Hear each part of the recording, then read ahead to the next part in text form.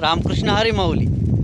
पंढरपूरला येणाऱ्या भक्तजनांसाठी विशेष रेल्वे सुरू आहे. हे फक्त आषाढी एकादशीच्या निमित्ताने सुरू आहे. हुबळी ते पंढरपूर पहाटे 5 वाजता हुबळीहून निघणार, खानापूरला 7:30 वाजता, बेळगावला 8:15 वाजता आणि हे फक्त 1 जुलै 2025 ही आताची तारीख. फक्त एकादशी संपेपर्यंत एक थोडे दिवस आहेत. तुम्ही आता लाभ घ्यावा. मग बेळगावहून सुटली तर पंढरपूरला 4ला जाऊन पोचते.